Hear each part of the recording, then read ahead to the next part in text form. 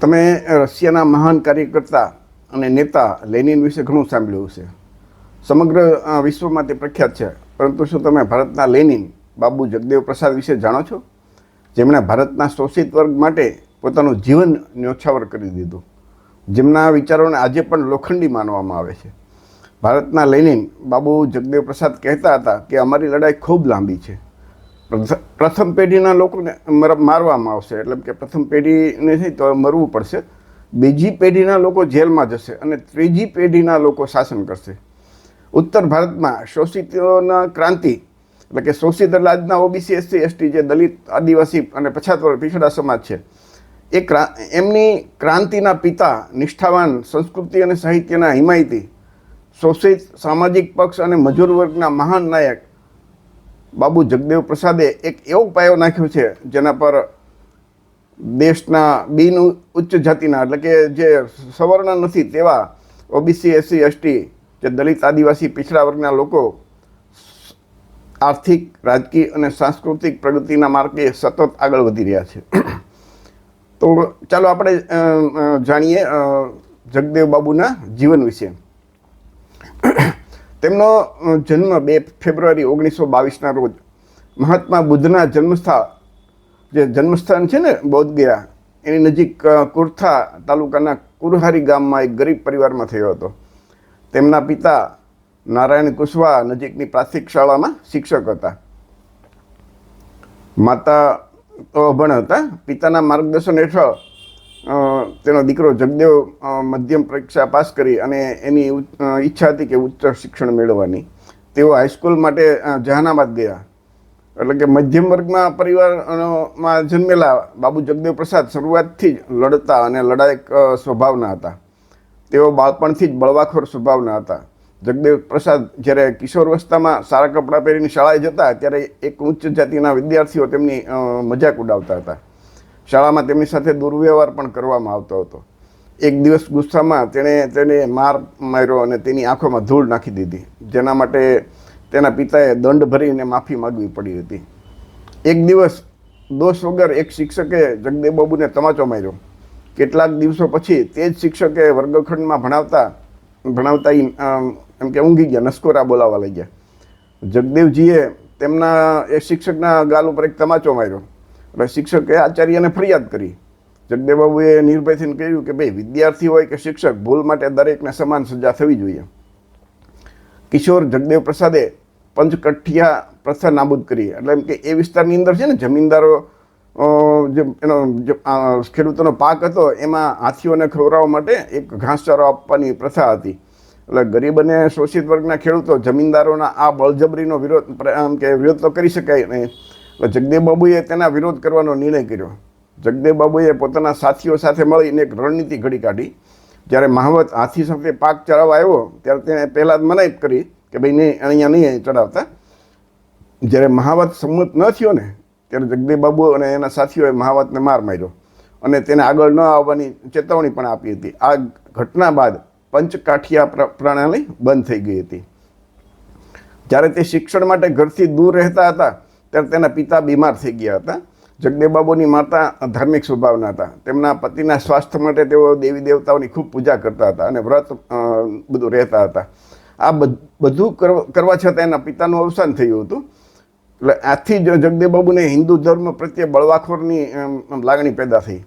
તેમણે ઘરના તમામ દેવી દેવતાઓની મૂર્તિઓ અને ચિત્રો ઉપાડ્યા અને એમના પિતાના જે અંતિમ સંસ્કારમાં એની સાથે મૂકી દીને બાળી નાખ્યા. આ બ્રાહ્મણવાદી હિન્દુ ધર્મમાંથી જે ઉથલ પાથલ ઊભી થઈ તે સમયના અંત સુધી ચાલ્યું અને તેમણે માનવતાવાદના સિદ્ધાંતથી બ્રાહ્મણવાદનો સામનો કર્યો. જગદેવ બાબુએ ઘરની બધી ઉથલ પાથલો વચ્ચે શિક્ષણ મેળવ્યું. તેમણે પટના યુનિવર્સિટીમાં ગ્રેજ્યુએશન અને પોસ્ટ ગ્રેજ્યુએશન પણ પૂર્ણ કર્યું હતું. તે જ સમયે ચંદ્રદેવ પ્રસાદ વર્મા સાથે તેમનો પરિચય થયો. ચંદ્રદેવ વર્માએ જગદેવ બાબુને વિવિધ વિચારકોને વાંચવા, જાણવા અને સાંભળવાની પ્રેરણા આપી. હવે જગદેવ બાબુ સામાજિક રાજકીય પ્રવૃત્તિઓમાં ભાગ લેવા લાગ્યા અને રાજકારણ તરફ પ્રેરિત થયા. અર્થશાસ્ત્રમાં MA ડિગ્રી મેળવ્યા પછી તેઓ પત્રકારત્વ તરફ વળ્યા. તેમણે સામયિકોમાં લખવાનું શરૂ કર્યું અને સામાજિક ન્યાયનો અવાજ પોતે એ લખતા. આ દરમિયાન તેઓ સમાજવાદી નેતા ઉપેન્દ્રનાથના સંપર્કમાં આવ્યા. તો સોશિયાલિસ્ટ પાર્ટીમાં જોડાયા અને પાર્ટીના મુખપત્ર જનતાનું સંપાદન કર્યું. એક ગંભીર પત્રકાર તરીકે તેમણે દલિતો, પછાત અને શોષિતોની સમસ્યાઓ વિશે વિસ્તૃત રીતે લખ્યું અને તેના ઉકેલો વિશે પણ લખ્યું. તે સમયે બિહારમાં સમાજવાદી આંદોલનની લહેર હતી. 1957માં તેમને સમાજવાદી પાર્ટી તરફથી વિક્રમગંજ લોકસભાના ઉમેદવાર બનાવવામાં આવ્યા હતા, પરંતુ તેઓ ચૂંટણી હારી ગયા હતા. 1962માં ફરીથી તેમણે કુર્થાથી બિહાર વિધાનસભાની ચૂંટણી લડી હતી, પરંતુ જીત મેળવી શક્યા ન હતા. જગદેવ બાબુએ 1967ની વિધાનસભાની ચૂંટણીમાં સંયુક્ત સમાજવાદી પાર્ટીના ઉમેદવાર તરીકે કુર્થામાંથી પ્રચંડ વિજય મેળવ્યો અને એમના અથાગ પ્રયત્નોને કારણે બિહારના ઇતિહાસમાં પ્રથમ વખત એવી એક બુદ્ધિશાળી અને જ્ઞાની અને સમજદાર લોકોની સરકારની રચના કરવામાં આવી અને મહામાયા પ્રસાદ સિંહાને મુખ્યમંત્રી બનાવવામાં આવ્યા. જગદેવ બાબુ અને કર્પૂરી ઠાકોરની સમજણથી પ્રથમ બિન કોંગ્રેસી સરકાર બની. 10 મહિના પછી ઉબાળો શરૂ થયો અને ફેબ્રુઆરી 1968માં સરકાર પડી ભાંગી. સંયુક્ત સમાજવાદી પાર્ટીનું એક જૂથ છૂટું પડ્યું અને દલિત દળ બન્યું. થોડા સિવાય બાકીના બધા પછાત જાતિના ધારાસભ્યો હતા. એટલે એમાં શું છે, મુખ્યમંત્રી બનાવવામાં પણ થોડુંક એમને ત્યાં દંભ લાગ્યો હતો અને આવી રીતે એમને એમાંથી જુદા થયા. અને ત્યાર પછી એમણે જે બીપી મંડળ, જેમણે મંડળ પંથની રચના કરીને એને મુખ્યમંત્રી બન્યા ત્યારે એમાં એમનો મહત્વનો ભાગ હતો. પરંતુ પાર્ટીઓની નીતિઓ અને વિચારધારાના મુદ્દે જગદેવ બાબુને લોહિયા સાથે મતભેદ હતા. કારણ કે લોહિયાએ સૂત્ર આપ્યું હતું કે ભાઈ એસએસપીએ ગાંઠમાં કે પછાતોને 100માંથી 60, આનાથી પછાત વર્ગના લોકો લોહિયા તરફ આકર્ષાયા હતા. પરંતુ જ્યારે ટિકિટ આપવાની વાત આવીને ત્યારે તેમણે પછાત વર્ગના કોટામાંથી ઉચ્ચ જાતિની મહિલાઓને ટિકિટ પણ આપી હતી. બાબુ જગદેવે આનો વિરોધ કર્યો અને જ્યારે કોઈ ઉપાય ન હતો ત્યારે તેણે એ બોલતા એમ કે ભાઈ કમાય ધોતીવાળા અને ખાય ટોપીવાળા, એમ કે એટલે કે ધોતીવાળા કમાય એને કમાવાનું, ખાવાનું ટોપીવાળા એ ન હાલે. આ પરિસ્થિતિ બદલવી પડશે. અને 25 ઓગસ્ટ 1967ના રોજ એમણે શોષિત દળ નામનો એક નવો પક્ષ બનાવ્યો. તેની સ્થાપના સમયે તેણે કહ્યું હતું કે આજે હું યુદ્ધનો પાયો નાખી રહ્યો છું. તે લાંબી અને કઠિન હશે આ યુદ્ધ, કારણ કે હું એક ક્રાંતિકારી પક્ષ બનાવી રહ્યો છું. તેથી તેમાં આવતા જતા લોકોની કોઈ કમી રહેશે નહીં, પરંતુ તેનો પ્રવાહ અટકશે નહીં. પ્રથમ પેઢીને મારી નાખવામાં આવશે, બીજી પેઢી જેલમાં જશે અને ત્રીજી પેઢી શાસન કરશે. વિજય છેવટે આપણો જ હશે. જગદેવ બાબુ પાયાના નેતા હતા. તેમણે બહુજન સમાજની બહેનો અને દીકરીઓને નજીકથી જોયા હતા. તેઓ અડધા તડકામાં અને વરસાદમાં પોતાની આજીવિકા માટે જમીનદારો અને સામંતોના ખેતરોમાં કામ કરતા હતા. ભૂમિહરોએ તેમને પેટ ભરવા માટે અનાજ આપ્યું ન હતું, જે જગદેવ બાબુ સહન કરી શક્યા નહીં. તેમણે યોગ્ય વેતન માટે આંદોલન શરૂ કર્યું અને સૂત્ર ઉઠાવ્યું કે આ વખતે શ્રાવણ મહિનામાં અને શ્રાવણ મહિના અને ભાદરવા મહિનામાં જે ગોરી ગોરી બંગડીઓ પહેરીને જે લોકો છે ને, એને એમ કે એની ખેતરોમાં કામ કરવાનો વારો આવશે અને એ કાદવમાં જશે. અને એ સમયે શું કર્યું કે આજે જગદેવ બાબુએ જે દલિત, પીછડા અને આદિવાસી ટૂંકના સમાજની જે બહેનો હતું એને નક્કી કર્યું ભાઈ આપણે જે ઉચ્ચ વર્ણના જાતિવાદીઓ સામંત લોકો છે ને એના ખેતરમાં કામ કરવા નહીં જઈએ. આથી બિહારમાં ઉચ્ચ જાતિના લોકોમાં ખળભળાટ મચી ગયો. અને જ્યારે આ બહુજન લોકોએ તેમનો જય કરવા લાગ્યા ને ત્યારે બહુજનોને સંબોધીને કહ્યું, જગદેવ બાબુએ કહ્યું હતું કે મારા પ્રિય, બહાદુર અને વફાદાર સાથીઓ કે જેઓ આ યુદ્ધના મેદાનમાં દલિત અને પીડિતોની આબરૂ અને રોટલી માટે લડવા આવ્યા છે, તમે મને ઉત્સાહિત કરી રહ્યા છો. પરંતુ હવે આપણી જીત ક્યાં છે આપણે જોવાનું છે. શાસનમાં, રાજ્યમાં સર્વત્ર દરેક જગ્યાએ વર્ચસ્વ અને કબજો જમાવનાર સામંતશાહી અને બ્રાહ્મણ પ્રથા તમારા આ ઉજવણીના અવાજથી હસી રહી છે. શું આપણને જમીન અને રાજ્યમાં શોષિત ટૂંકમાં આપણા જે આહવાન મુજબ આપણને 90% અધિકાર મળી ગયા છે? શું આપણે લોકોમાં પ્રવર્તતા રાજકીય, સામાજિક, આર્થિક અને એમાં અસમાનતા છે એ આપણે નાબૂદ કરી શક્યા છીએ? જેનું આપણે નેતૃત્વ કર્યું હતું જેના માટે આપણે લડ્યા હતા એ આપણને મળી ગયું છે. નહીંતર આપણે એમ કે જે આપણા વખાણ સાંભળવાનો જે આપણા હક નથી, જે આપણી લડાઈ સંઘર્ષ બહુ લાંબો બાકી છે.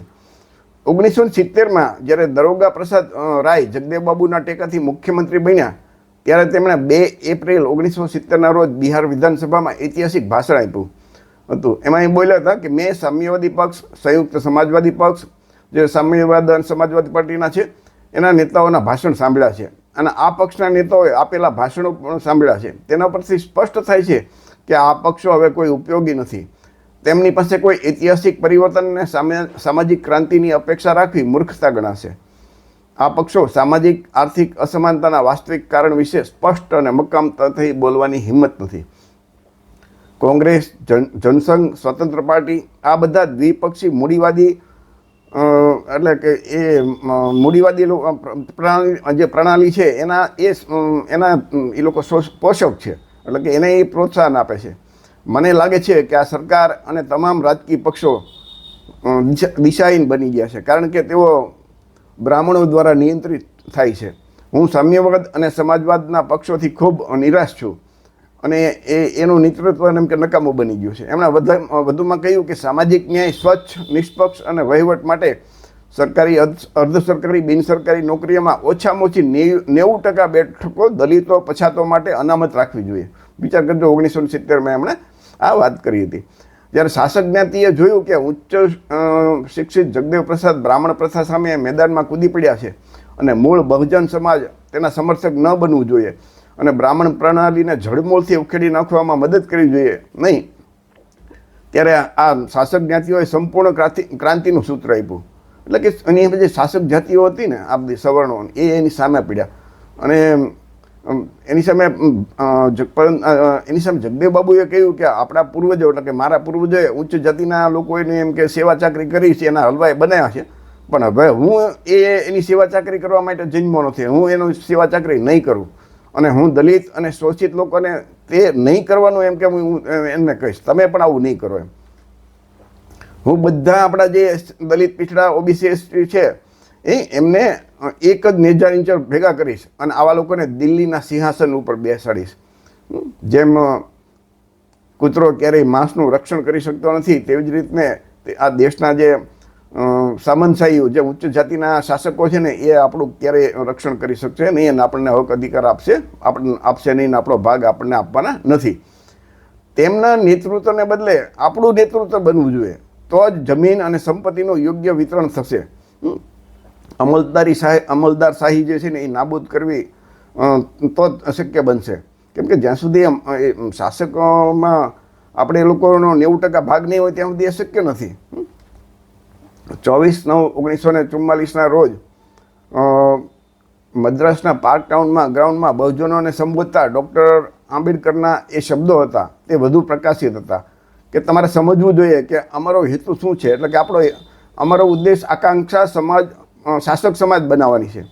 આપ સૌએ તમારા મનમાં આ વાત રાખવાની છે કે દરેક વ્યક્તિએ તમારા ઘરની દિવાલ ઉપર લખવાનું છે, જેથી દરરોજ તમને યાદ આવે કે આપણે આપણા મનમાં શું ઈચ્છીએ છીએ.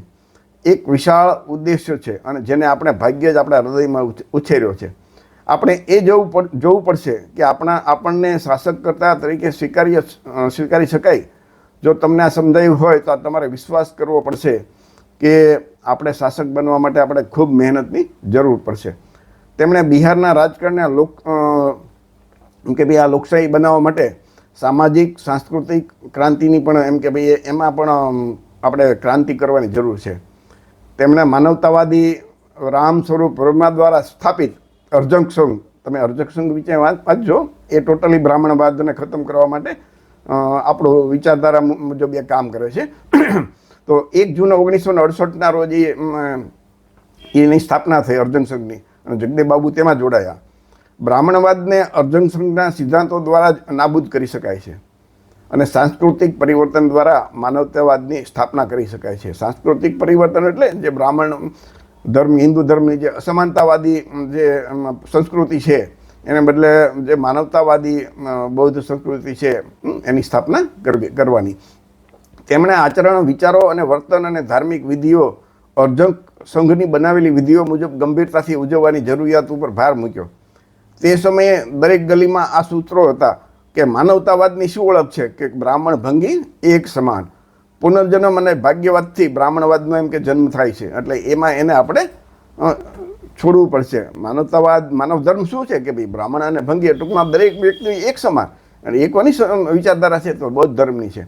7 ઓગસ્ટ 1972ના રોજ શોષિત દળ અને રામ સ્વરૂપ વર્માની પાર્ટી સમાજ દળનું વિલીન બે ભેગા થઈ ગયા અને શોષિત સમાજ દળ નામની એક નવી પાર્ટીની રચના કરવામાં આવી. અને એટલે પછી આ બધા જે ક્રાંતિકારીઓ હતા એમાં એક નવી ઉર્જાનો સંચાર થયો. જગદેવ બાબુએ પાર્ટીના રાષ્ટ્રીય મહાસચિવ તરીકે એક સ્થળેથી બીજા સ્થળે તોફાની પ્રવાસ શરૂ કર્યો અને તેઓ નવા અને લોકતાંત્રિક સૂત્રો રચવામાં પારંગત હતા.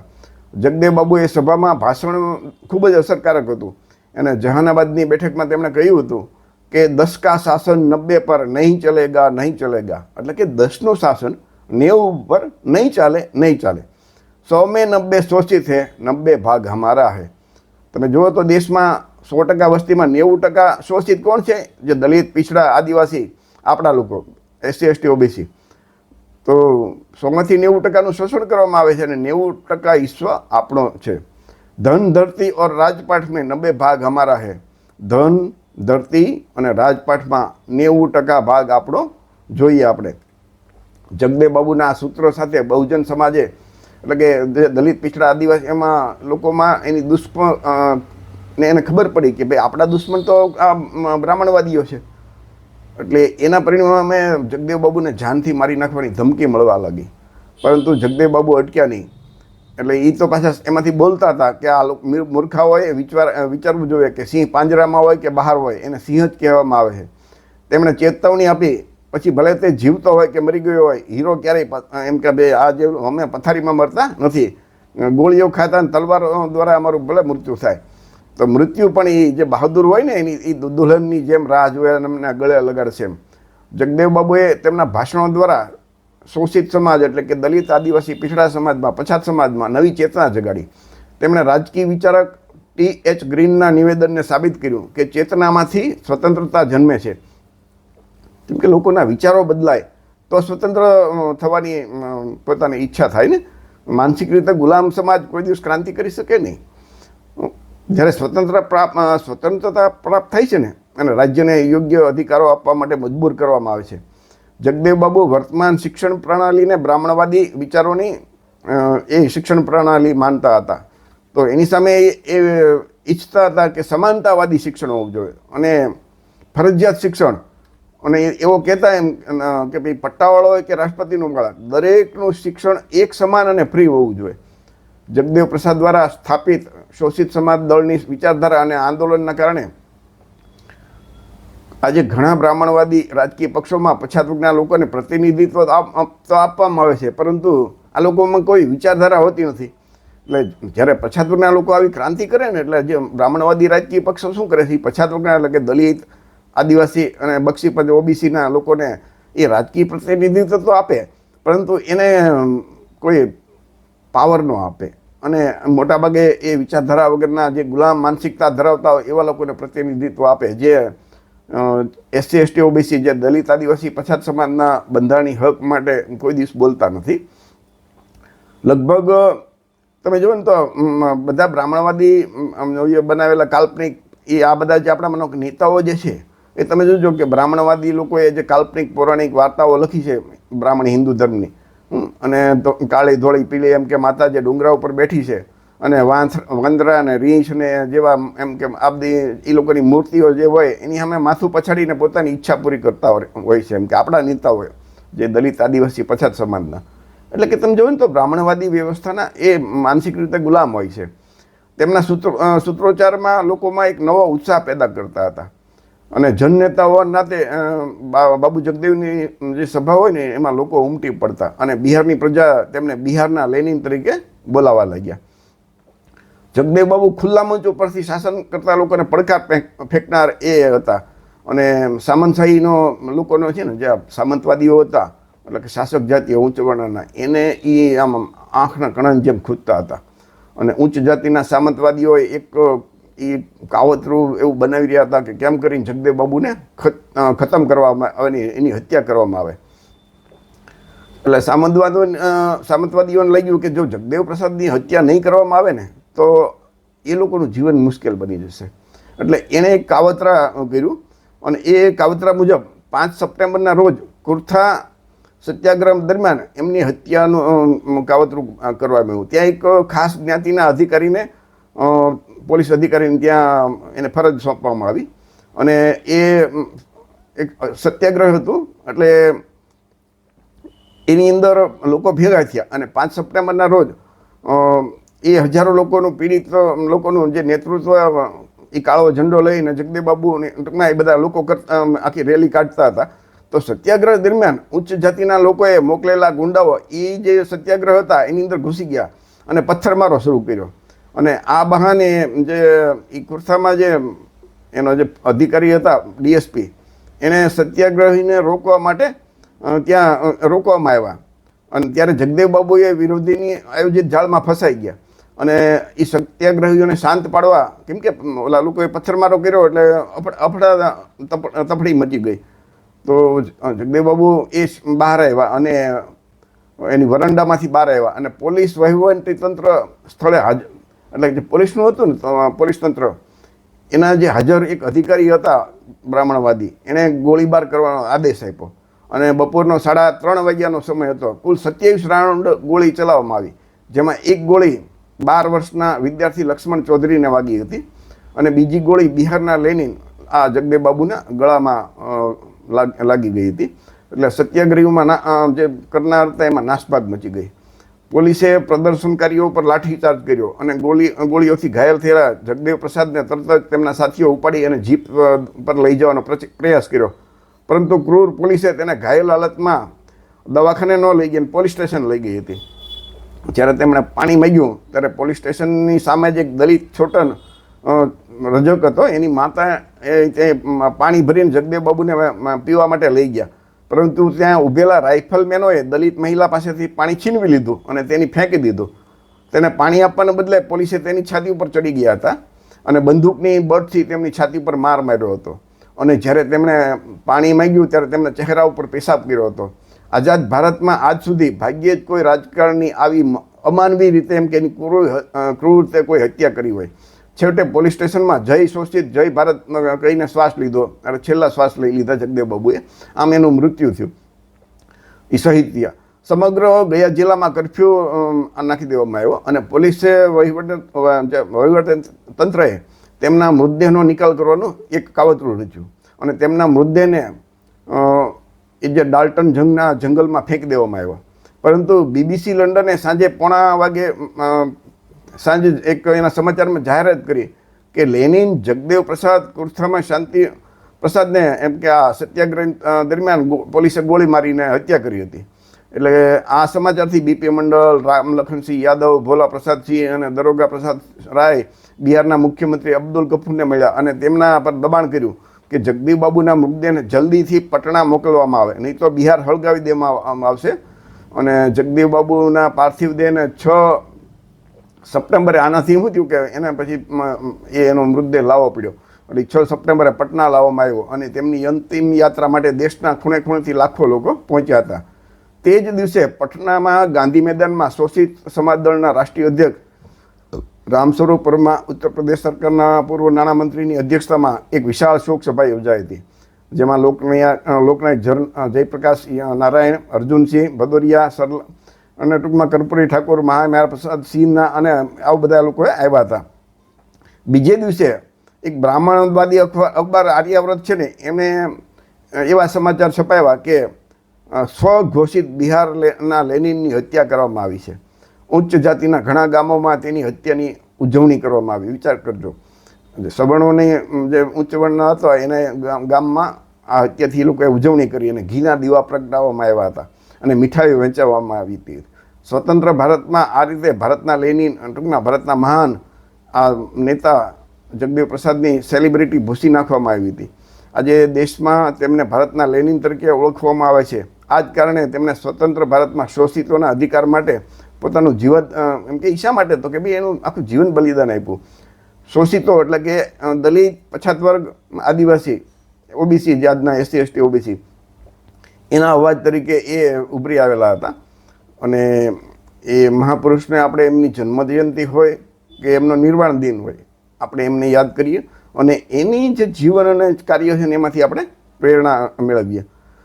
અને વર્તમાન સમયમાં આપણે જે જગદેવ પ્રસાદના જે આખો સંઘર્ષ તમે જુઓ ને, તો એને આપણે વર્તમાન અત્યારના સમયના આપણે જે જોઈએ એની સાથે કમ્પેરિઝન કરીએ, સરખામણી કરીએ, તો તમે વિચાર કરો કે જે દશા એ સમયે હતી એસસી એસટી ઓબીસીની, દલિત આદિવાસી પછાત વર્ગની. એ જ દશા તમે જુઓ તો આજે મોટાભાગે એ ટાઈપની છે. અને આજે પણ તમે જુઓ તો દલિત આદિવાસી પછાત વર્ગ સામાજિક, શૈક્ષણિક, આર્થિક અને રાજકીય રીતે કેટલો વસ્તીના પ્રમાણમાં પાછળ રહી ગયો છે. સમાજમાં ઓબીસી એસસી એસટીને ધર્મના નામે, ઈશ્વરના નામે માનસિક ગુલામ બનાવવામાં આવે છે. અને એના સતત સરકાર દ્વારા કાર્યક્રમો ચાલતા હોય. તમે જોજો કે આ લોકો ધર્મનો અફીણ પીધા જ કરે. ડૉક્ટર બાબા સાહેબ આંબેડકર દ્વારા બંધારણમાં જે હક અને અધિકાર ઓબીસી એસસી એસટીને આપ્યા ને, એ આજ સુધી તમે વિચાર કરજો એને મળ્યા નથી. ઓબીસી એસસી એસટી સમાજના લોકો એટલા તો એમ કહીને કે માનસિક રીતે ગુલામ થઈ ગયા છે કે બાબા સાહેબે આપેલા જે હક અને અધિકાર છે ને એ લઈ નથી શક્યા. બાબા સાહેબે એમ કહીને કે બંધારણ છે એ ઓબીસી એસસી એસટીના હક અને અધિકારનો દસ્તાવેજ છે. તો આપણા દાદા બાબા સાહેબ લખીને ગયા ને એ આપણા લોકો લઈ નથી શકતા. નવા હક લેવાની તો વાત દૂર કરો, ઉલટાના જે હક બાબા સાહેબે આપ્યા છે એમાંથી છીનવી રહ્યા છે ને આજે બ્રાહ્મણવાદી શાસકો. તોય આપણા લોકો જે એ જાગતા નથી. વિચાર કરજો, આપણા લોકોમાં જે ઓબીસી એસસી એસટીમાં જે ભાઈચારોને આપણે એકતા નથી બનાવી શક્યા.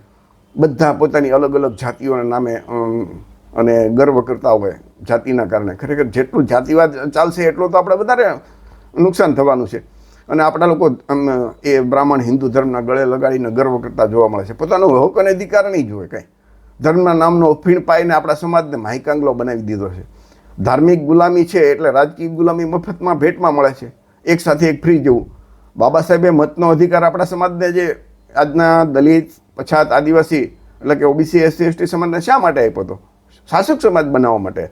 પરંતુ ઓબીસી એસસી એસટી સમાજ જેના મત આશરે 75-85% છે, એમણે ખુદ શાસક બનવાને બદલે મનુવાદી બ્રાહ્મણવાદી શાસકો છે ને એને લોકો છે એમને શાસક એમની પાર્ટીઓને સમર્થન આપીને એને ગર્વથી શાસક બનાવે અને ગર્વથી પાછા ગુલામી કરે. વિચાર તો કરો. અને આપણા લોકો, આપણા જે ઓબીસી એસસી એસટી છે, જે દલિત આદિવાસી પછાત સમાજના લોકો, એમાં ગુજરાતની અંદર વાત કરીએ તો સૌથી મોટો કોળી અને ઠાકોર સમાજ છે. તો આ સમાજ છે એ પોતાના સમાજમાં જન્મેલા મહામાનવ થઈ ગયા. ગૌતમ બુદ્ધ છે, સંત કબીર સાહેબ છે, જ્યોતિબા ફૂલે, પેરિયાર રામાસ્વામી, ડૉક્ટર બાબા સાહેબ આંબેડકર, રામસ્વરૂપ વર્મા, બાબુ જગદેવ પ્રસાદ, જેના વિશે આજે આપણે વાત કરીએ. અને માનનીય સાહેબ કાશીરામ સાહેબની વિચારધારાનું આપણે કોઈ જાણતા જ નથી. અને એની આપણા જે બાપદાદા કહ્યા એની આપણે નહીં જાણીએ અને એ વિચારધારાનું આચરણ નહીં કરીએ. અને આચરણ કોણ કરશું? કાલ્પનિક બ્રાહ્મણવાદીઓ જે બધી પૌરાણિક કથા વાર્તા લખી છે પછી એની ગુલામી કરતા હશું. આપણા બાપદાદાઓ આપણા માટે કંઈ ખરાબ ન જ લખ્યું હોય ને, સીધી વાત છે. તો આપણી જવાબદારી છે કે આપણા જે મહામાનવ થઈ ગયા છે એમની વિચારધારા મુજબ એને અપનાવીએ, એને જાણીએ અને એ મુજબ જીવન જીવીએ. એ તમે જો બધાએ બ્રાહ્મણવાદની સામે લડ્યા છે. સામાજિક ક્રાંતિ કરી છે ને પછી રાજકીય ક્રાંતિ પણ સાથે બંને કરી છે. એકલું રાજકીય રીતે બ્રાહ્મણવાદીઓના ગુલામ રહેશો તો ક્યાંથી રાજકીય ક્રાંતિ થવાની છે? ધર્મના નામે તો એ લોકો હંમેશા બ્રાહ્મણવાદીઓ તે બ્રાહ્મણ ધર્મમાં શ્રેષ્ઠ છે તો એને જ લાભ મળશે. અને દરેક બાબતમાં આપણે વિજ્ઞાનવાદી બનવું પડશે. ડૉક્ટર બાબા સાહેબે જે બંધારણની કલમ 51H લખ્યું છે ને કે દરેક વ્યક્તિએ વૈજ્ઞાનિક અભિગમ અપનાવવો એની ફરજ છે. તો આપણે વૈજ્ઞાનિક અભિગમ અપનાવવાને બદલે કાલ્પનિક કથા વાર્તા, ભૂત પ્રેત, આગલો જન્મ, ગયો જન્મ, પુનર્જન્મ ને ભાગ્ય ને આ બધામાં એટલા બધા જ્યોતિષના અંધશ્રદ્ધામાં ફસાઈ ગયા છીએ કે આપણે એમાંથી નીકળી નથી શકતા. ભણેલા ગણેલા લોકોની વાત કરું છું, અભણ લોકોની તો વાત નથી કરવું. તો આપણે લોકો આપણો ઇતિહાસ જાણશું ને, જેમ જગદેવ બાબુનો ઇતિહાસ જાણ્યો તો એમાંથી આપણે પ્રેરણા મળશે અને એમાંથી આપણે બોધપાઠ લેવો પડશે. અને શું બોધપાઠ લેવો એ દરેક તમે આ વિડીયો જો તમારા મિત્રોને દેખાડજો એટલે તમને ખબર પડશે. અને જે આપણા જે વડવાઓ છે, આપણા જે માનવ છે, નાયકો છે, એમને જે સૂત્રો આપ્યા ને એ બરાબર યાદ રાખવા પડશે કે ભાઈ વોટ અમારા, રાજ ભી અમારા. આ સૂત્ર જગદેવ બાબુએ મનો આપ્યું હતું એ જ સૂત્ર બધા મહામાનવોએ આપેલું છે. તો એ આપણે એને સાર્થક કરીને દેખાડવું પડશે. અને બ્રાહ્મણ ધર્મ જેમાં અસમાનતાવાદી છે, એમાં જાતિવાદ, વર્ણ વ્યવસ્થા, એ તો એ હિન્દુ બ્રાહ્મણ ધર્મનો પાયો છે. તો એ છોડીને આપણે સમાનતાવાદી જે બૌદ્ધ ધર્મ છે એના રસ્તે ઉપર ચાલવું પડશે. આજના તમામ આપણા જે એસસી એસટી ઓબીસી છે, જે દલિત પછાત આદિવાસી, ગુજરાતમાં સૌથી મોટા કોળી અને ઠાકોર સમાજ, આ બધા સમાજને જે આપણે સારા કપડાં પહેરીને બેસીએ છીએ, સારું બોલી શકીએ છીએ, ભણી શકીએ છીએ, સારી નોકરી કદાચ મળે છે, હું આમ ગર્વ આમ સોમાનથી 2 ટકનું ખાઈ શકીએ છીએ તે કોના કારણે? ડૉક્ટર બાબા સાહેબના કારણે. ડૉક્ટર બાબા સાહેબ આંબેડકરે જો બંધારણ ન લખ્યું હોત અને એ ન જન્મ્યા હોત તો આપણી કેવી દશા હોત? આજે ખાળિયા જ ખોદતા હોત આજે બધા આપણે. પશુ કરતાં ખરાબ જીવન આપણું હોત. તો જે બાબા સાહેબના કારણે આપણે આગળ આવ્યા છીએ, તો એ જ બાબા સાહેબે આપણને શું સંદેશો આપ્યો? તો એના જીવનનો, બાબા સાહેબનો જીવનનો સાર તમે જુઓ ને તો 14 ઓક્ટોબર 1956ના રોજ એમણે પોતે બૌદ્ધ ધર્મની દીક્ષા લીધી અને 22 પ્રતિજ્ઞાનું પોતે સ્વીકારી અને આપણને આદેશ આપ્યો કે તમે જ્યાં સુધી આ પ્રતિજ્ઞાનું પાલન નહીં કરો, આ રસ્તે નહીં ચાલો, ત્યાં સુધી તમારો ઉદ્ધાર નથી. હિન્દુ ધર્મની અંદર બ્રાહ્મણ શુદ્ર વર્ણના આપણે કોઈ ઓબીસી SC ST ભણી ગણીને કલેક્ટર થશું, રાષ્ટ્રપતિ થશું ને તો પણ આપણે નીચી જાતિના, હલકવર્ણના, નીચ નાલાયકના, અધમ જાતિના જ રહેશું. તો આ બાબા સાહેબને જે આપણને આપેલો આદેશ છે એના વિશે આપણે દરેક વ્યક્તિએ ચિંતન કરવું પડશે. વિચારો તમે. અને જ્યાં સુધી એ નહીં આપણે જાણીએ ત્યાં સુધી તો આપણે ક્યાંથી આપણો આગળ આવી શકશું? બાબુ જગદેવ પ્રસાદ કુશવાહા કે જે ઓબીસી સમાજના હતા, પરંતુ તમે જોજો આજના ઓબીસી સમાજના કેટલા લોકો એ જગદેવ પ્રસાદ કુશવાહાની જીવન વિશે જાણતા છે? 1% નહીં જાણતા હોય. SC STના તમામ લોકો, પછાત વર્ગના લોકો છે. કેમ કે બાબુ જગદેવ પ્રસાદ એકલા ઓબીસી માટે નહોતા લડ્યા, એ દલિત, આદિવાસી, પછાત વર્ગમાં દલિત અને શોષિત સમાજ માટે જ લડ્યા છે. તો એમના જીવનને આપણે જાણીએ અને એમાંથી આપણે સંદેશ લઈને એની પ્રેરણા લઈ અને જે આપણું મુખ્ય આપણી જે સમસ્યાઓ છે દૂર કરવા માટે આપણે એમાંથી બોધપાઠ લઈએ અને એમના આદેશ મુજબ જીવન જીવીએ. અને એ જ વાતને બાબા સાહેબે આપણને આગળ કરી છે. માનની કાશીરાજ સાહેબે પણ એ જ વાત કરી છે આપણને. તો એ આપણા જે મહામાનવ કહીને ગયા છે એ રસ્તે ચાલશું તો આપણી તમામ સમસ્યા દૂર થઈ શકશે. એમનું જે સૂત્ર હતું ને કે 10 કા શાસન 90 પર નહીં ચલેગા, નહીં ચલેગા, તો 10નું શાસન એવું પર નહીં ચાલે, એમ કે નહીં ચાલે. પણ ક્યારે? આપણે આપણા 90% આપણા જે મતદારો છે, આપણે લોકો SC ST OBC એ બ્રાહ્મણવાદી પક્ષોને સમર્થન આપવાનું બંધ કરશું તો એ બંધ થશે ને. આપણે એમને સમર્થન આપ્યા કરીને એમની સેવા ચાકરી અને એની એ સેવા ચાકરી કર્યા કરશું તો ક્યાંથી થશે પરિવર્તન? 100 में 90 શોષિત છે, 90 ભાગ અમારા હે. બાબા સાહેબ બંધારણમાં આપણને હકોને અધિકાર આપ્યા છે કે 100માં 90% SC ST OBC આપણે છીએ અને આપણે શોષિત છીએ. તો દેશનો જે 90% હિસ્સો દરેક જગ્યાએ શાસન પ્રશાસનમાં આપણો ભાગીદારી હોવી જોઈએ. ધન, ધરતી અને રાજપાટ એમાં 90% ભાગ આપણો છે. એમ કે ધન, ધરતી ઓર રાજપાટ મેં 90 ભાગ અમારા હે. તો એ મળે છે આપણે. આજે તમે લોકસભા જુઓ તો આજે આઝાદીના 78 વર્ષ પછી પણ દેશના લોકશાહીના 4 સ્તંભ ઉપર બ્રાહ્મણવાદીઓનો કબજો છે. વિચાર કરજો. તો એ કોના કારણે? કે એના માટે આપણે જવાબદાર છીએ. આપણે લોકો જાગ્યા નથી. વોટ હમારા, રાજ ભી હમારા, બૌદ્ધ ધર્મ કી ક્યાં પહેચાન, માનવ માનવ એક સમાન. તો મિત્રો, આ જે સૂત્રો છે અને આ જે વાત છે એ બરાબર તમે સમજજો, ચિંતન કરજો અને પછી તમને યોગ્ય લાગે તો માનજો. હું કહું છું એટલે માનતા નહીં, પણ તમને જ્યારે એમ ગળે ઉતરશે ને ત્યારે તમે માનશો. અને આખો જે આ વિડીયો છે ને, એક વેબસાઇટ છે મિશન આંબેડકર, અને એમાં માનવ હિતાય મિશન કરીને એક ગ્રુપ છે. એમની આ વેબસાઇટની અંદર એમનો જે ઓમ પ્રકાશ ત્યાગી છે, એમણે એક લેખ બનાવીને મૂક્યો છે. એ લેખ ઉપરથી આખો આપણે આ વિડીયો બનાવ્યો છે. એટલે વેબસાઇટ ઉપર તમારે જોવું હોય તો જોઈ શકશો. તો મિત્રો, કાર્યક્રમ આપણે પૂરો કરીએ છીએ. કાર્યક્રમનો હેતુ સમાજમાં જાગૃતિ, વૈજ્ઞાનિક અભિગમ આવે એના માટે છે. દરેક વ્યક્તિએ આખો કાર્યક્રમ છે ચિંતન કરે, મનન કરે અને પછી ત્યાર પછી યોગ્ય લાગે તો માનજો. જય ભીમ, જય સંવિધાન, જય વિજ્ઞાન, નમો બુદ્ધાય.